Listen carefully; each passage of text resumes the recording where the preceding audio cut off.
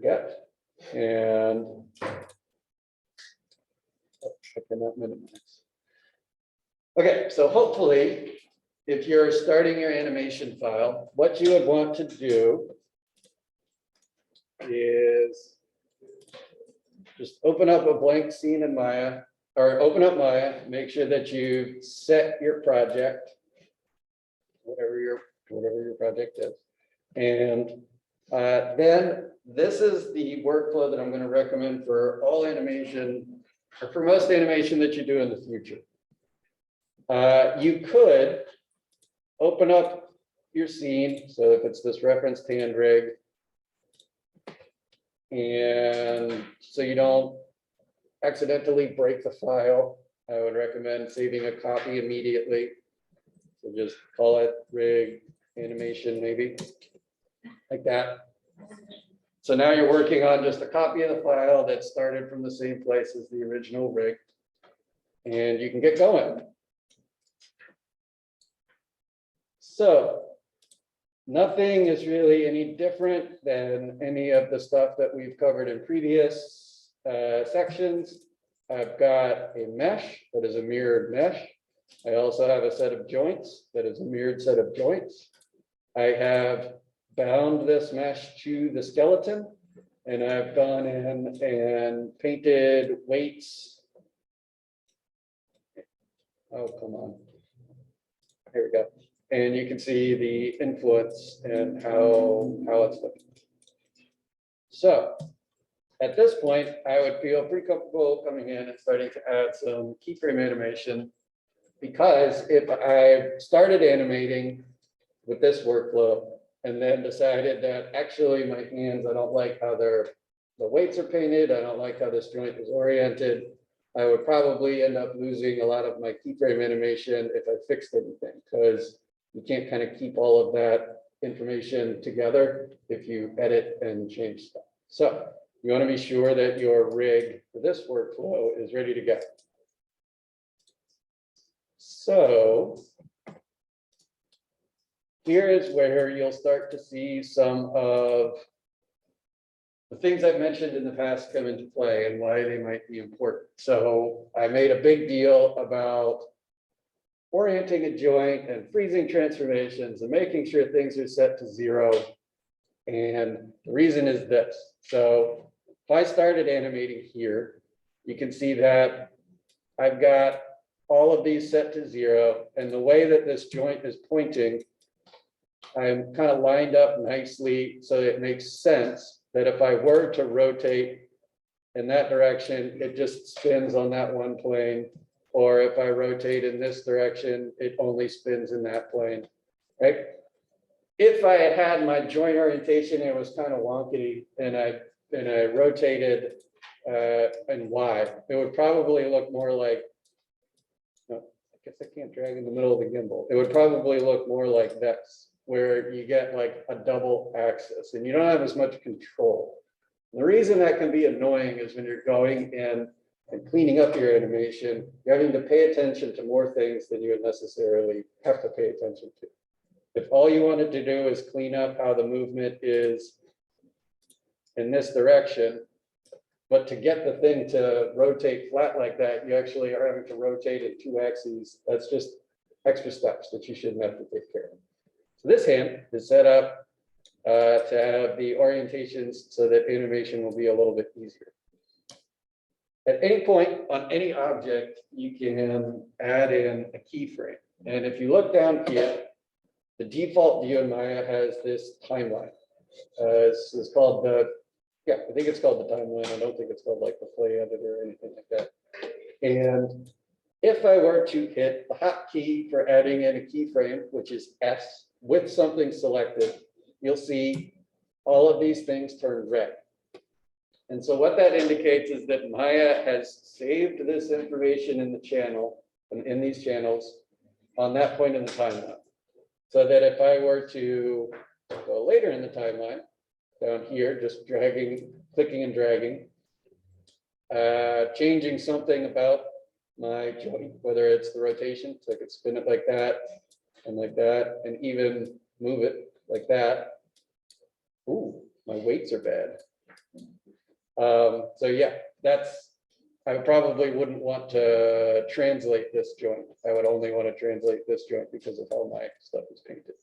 So anyway, I'll just rotate, and then I'll hit S again. So you can see that the little indicators over here in the channel box, they're kind of a light pink. That means that there is a keyframe on this object, but it's not at this point in time. So if I hit S again, they'll go back to being solid red. So that means that there is a keyframe at this point in time. That's just kind of what that visual cue means.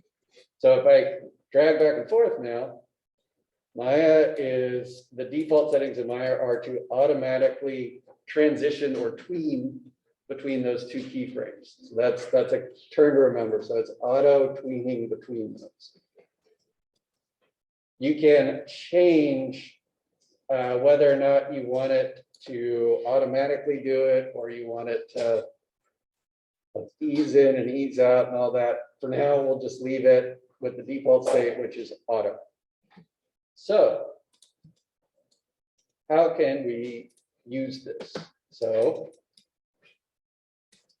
our starting position, I would probably grab these two joints, rotate them, maybe move them. Oop. Okay, so here's another good point to make. Right now, my tool, my move tool, is set to move with object.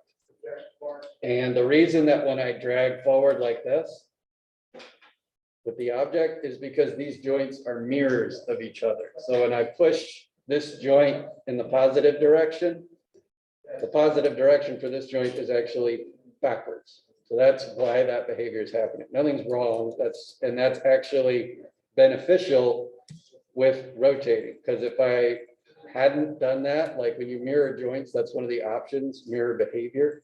That's why it's set up this way. If I didn't have mirror behavior and I selected two joints and did the rotation, they wouldn't move in this mirror fashion. One would go this way and the other one would go that way. So I've found way better results having mirror behavior so that I can rotate and they'll behave the same, like kind of in a mirrored fashion, if that makes sense.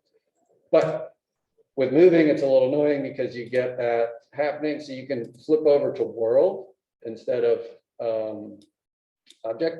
And then when you move, it'll move the same, because it's just like go this way in the world. Don't go this way based on how the object is pointed. That's what this axis orientation means. So with the move tool, I would recommend using world versus object. But when rotating, I would recommend object so that you can get that mirror behavior. Does that make sense? How did you open the settings for the Sure. So if I have nothing selected and I do select one and I activate, whether it's rotate, so I'll activate rotate. Click over here. This menu is tool settings. It might not automatically be up there. If it's not automatically up there and you're here, I believe it's this little button there called tool settings. And if you click that, it should bring it open. If that is not working, you can also just double click the tool like that, and it will automatically open up the tool menu. So if I'm in the channel box and I double click rotate, it'll open the tool settings. Cool. So now we're we understand a little bit about how to save our position, which is what we're doing when we're adding in a keyframe, and how to add in another, I guess, saved position or keyframe, and why Maya is going to move back and forth between those two things. Now I want to talk a little bit about workflow or animation workflow, and how I would go about blocking things out so that you're not getting caught up in the minutia or like the little tiny details. Just like drawing or anything else in art, you generally want to work, and like painting waves, you want to work from big to small. You don't want to immediately hop in and focus on one bird, get that one bird perfect. You want to work on a big piece of thing and then narrow and narrow and narrow. Same thing with animation. Right now, the phase that I would be at, I would call the blocking phase, where I'm gonna go in and based on my storyboard, which I guess this isn't a great example because I don't have a storyboard example, but say I wanted my hands to start out like thumbs up and then like do a point or something like that. So those are my two things that I want to do. So first time he's like, hey, and then he's like, hey, or whatever. So those would be my two keyframes, the key positions. And so that's where I would start. And blocking that out, I want to get all my fingers into position. I'll go ahead and turn off selecting mesh just so it'll make my life easier.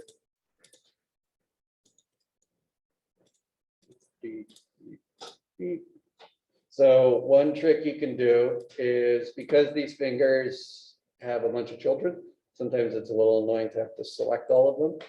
One way you can speed that up is just select the first one, come up to select and do hierarchy. And what that will do is grab everything below whatever was selected. So now, in addition to this first one being selected, that command that I just did also selected this one, and this one. So it grabbed all of those. Now, if I hit the rotate, because all of them are selected and all of them have the same orientation, which was a big part of getting the rig set up, all I have to do is rotate just the one axis and it will close all the fingers all together. So here's another example of why it's very important to pay attention to how things are set up in the first place. If you had fingers like some pointing this way, some pointing that way, and you selected all of them and you're like, I just want to close them, one finger might like go this way and the other one might go that way, and then you have to go and animate individual fingers just to get this one position. So another good example of having it set up well from the beginning is going to save you work in the end. So select both the roots, rotate them up a little bit. Select those guys, rotate that up a little bit. And then maybe the base is that.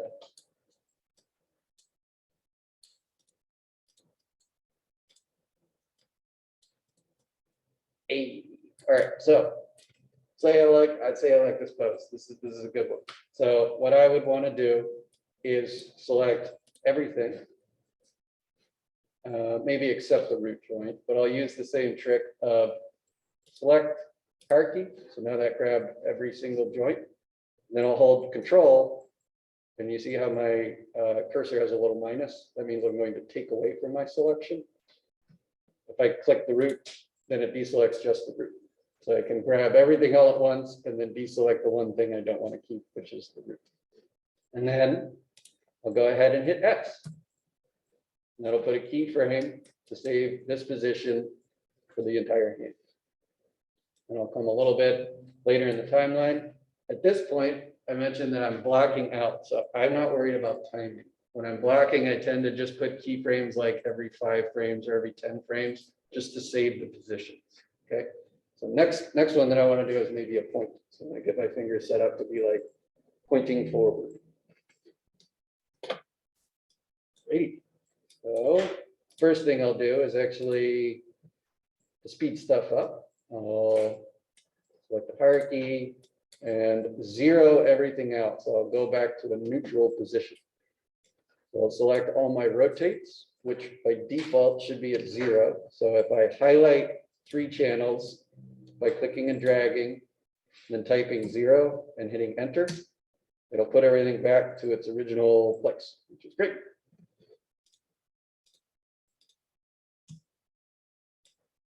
Kind of spin, maybe get them pointing a little bit more in the middle. So it's like finger guns right next to each other.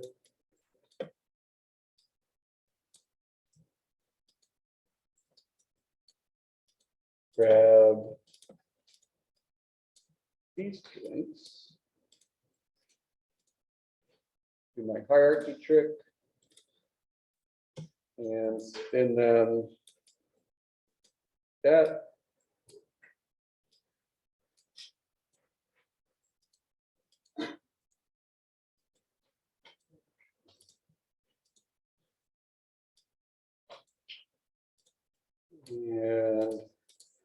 Last joint.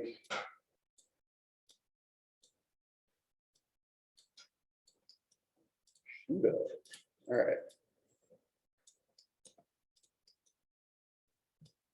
Maybe I'll even put one a little bit in front of the other. 8.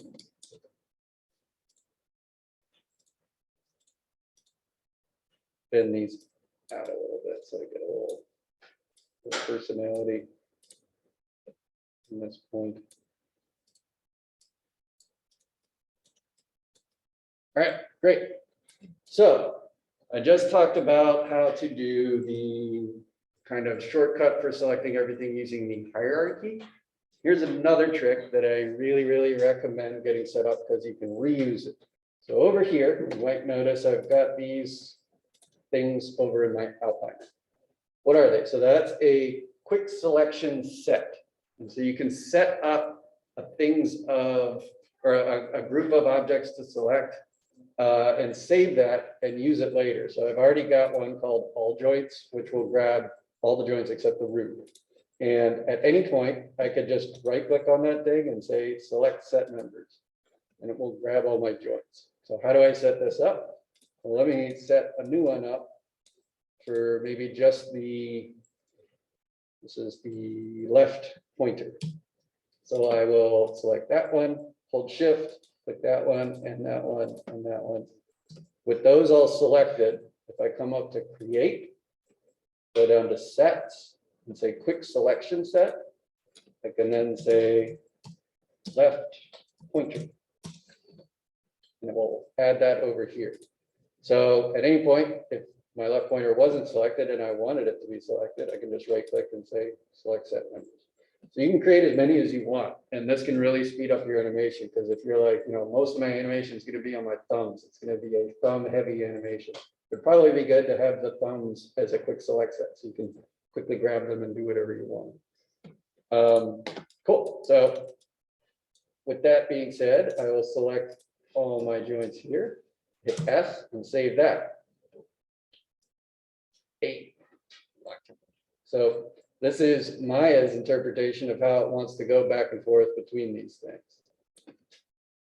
If you're blocking stuff out, I would, instead of leaving this in the auto, I would do a trick called switching it to, well, I would do a process called stepped animation. So what will happen when you do this is it will hold the position until there's a new one. So it'll just pop between the two. It'll look a lot more like traditional keyframe animation where you draw one picture and then when the next picture shows up, it pops to that picture. There's no blending between the two. So to highlight a region on your timeline, if you hold shift, left click and drag over, you will have access to those keyframes down there. And you can edit them all at once. Because I've highlighted the whole region, I can right click in that red, go to tangents and say step. Now, it just pops between those two.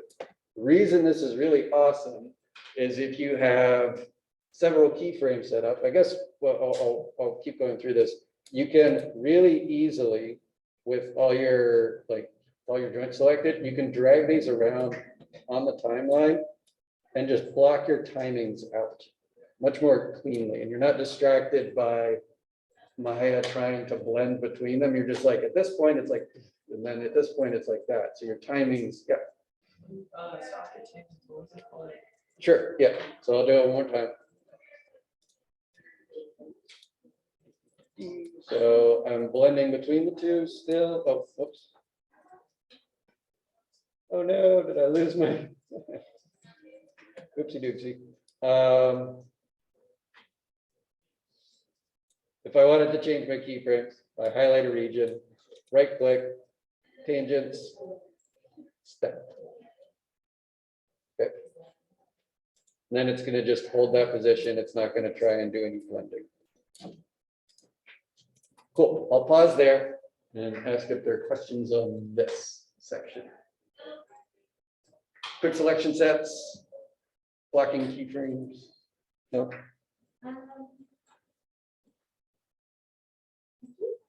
I don't think it's safe, so it's not like Say this again. there are keyframes like They disappear. They don't move. And they don't move. Okay, so when you select a joint and you hit S, does it show up as red? Yeah. Okay. And then if you were to, so I'm at this point on my timeline, if I were to change my thumb, be like, oh, thumbs down, boom, bam. So does it save it in that case? Like I'm seeing the keyframes and they're red, but when I try to go between, let's see, they aren't.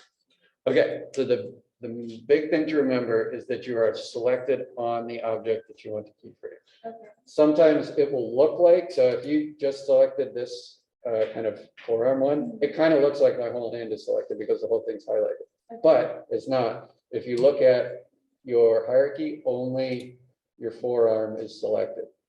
So you want to make sure that either you're using a quick selection set before you hit keyframe so that you are selected on everything, or you've done the trick of selecting and then do hierarchy, then you're for sure everything is selected. And if you hit S, it will save the information for all those joints, not just the one that you're on. I think that was. The selection will always be white. Yeah, it usually ends up looking that way if you have multiple things selected. Yeah. Cool. Boom, boom. All right. So next thing, the crucial thing in animation, or the thing that I think makes a big difference in speeding stuff up, is a specific editor, and it's called the graph editor. You might be familiar with a graph editor in other programs. After Effects has one. Animate has one. Lots of people have these things. And the more familiar you get with one in any program, the easier it will be to use it in any other one. Because it's the same idea. You have time. I'll go to animation. And to get to it, you go Windows, Animation, Graph Editor. All right, so this is what it looks like. It's pretty boring to start out. But if I select one of my joints that has animation on it, you'll see that it's got some more information on it. And all of these values are showing up in my graph editor because all of them have keyframes on it. And the rotate in this case is the one that has two different values. So right now, why, when I drag this timeline back and forth, it looks like that, is because here you can see here in the graph editor why this is happening. This keyframe has this blue line that extends and it stays straight all the way until this new value, and then it pops all the way up there. And so that's what this is. This is the time that goes left and right. And then this is the value of whatever is selected over here. This is my rotate Z. So this is starting at 0. And then it ends up at like 159.4. It tells you the value exactly right there. So if I wanted to blend between those and I want it to be a little bit more deliberate, I can use the graph editor. I'll highlight both these keyframes. And these are like a couple buttons that you can click to change how it goes between them. This is the auto. And you can see there's a little bit of an ease, and then it gets faster, and then it eases out. So that's, now that I've clicked that, it would blend between those values.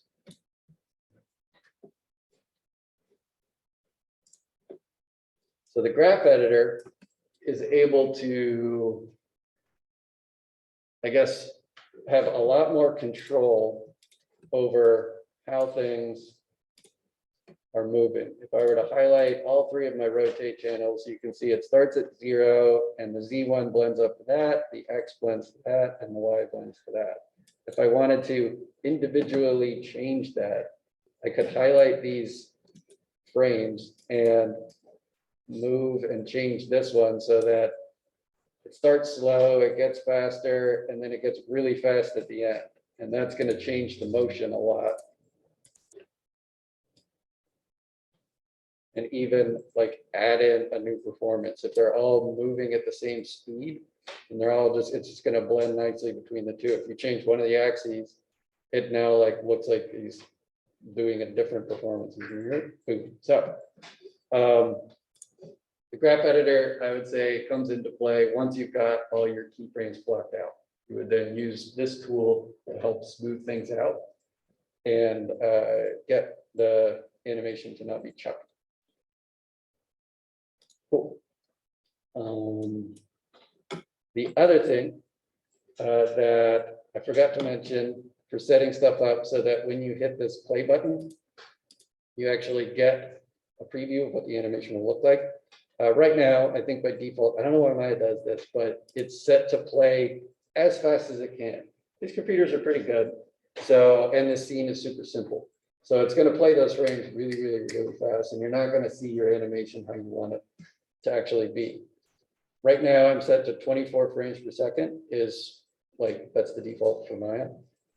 If I wanted to actually have that playback at 24 frames per second, you can click this little sprocket guy in the corner. It'll open up this menu specifically. And in your playback, you can say 24 times 1 and then save. So now, if I were to hit play, it actually plays it back at 24 frames a second instead of a bajillion frames per second, which looks ridiculous. Yep. Can you show you guys the menu again? Yeah, it's this little sprocket guy. Down here. Yep. Alternatively, you can go Windows, Settings, Preferences, and then once you're in here, you click Time Slider. That's 24 frames per second.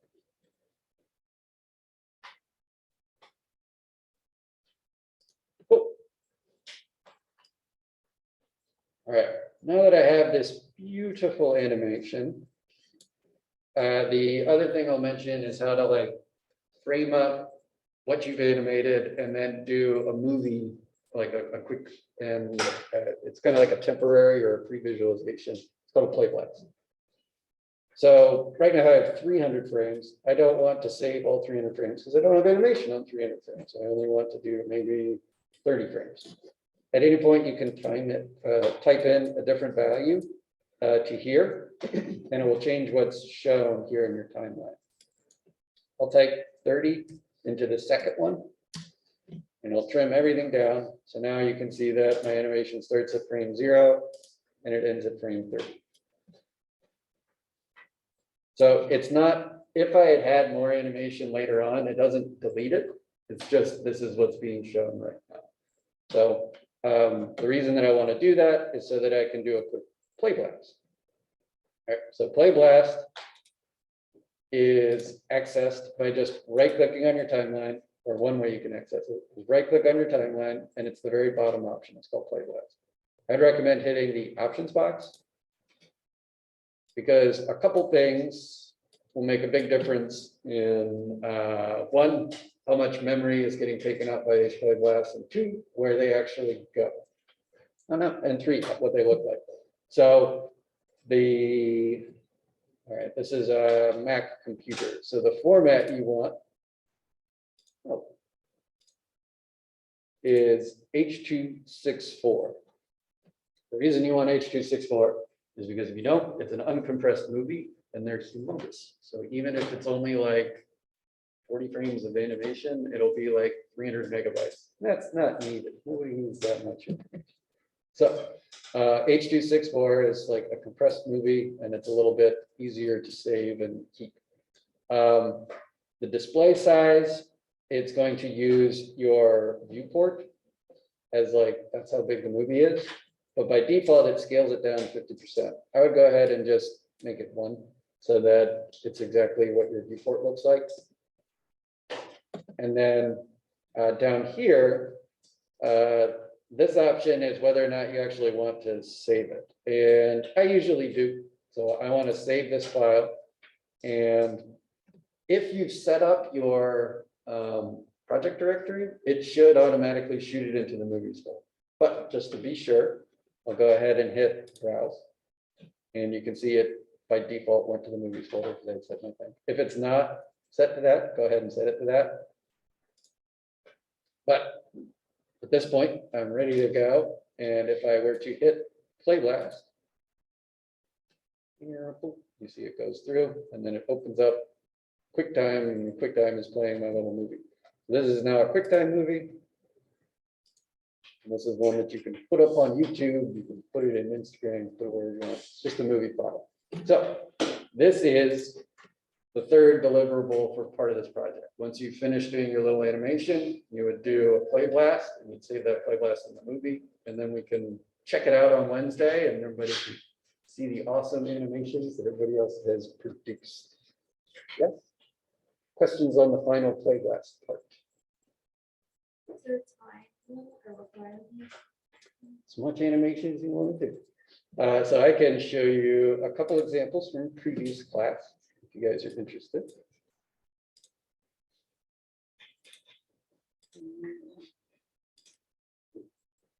All right.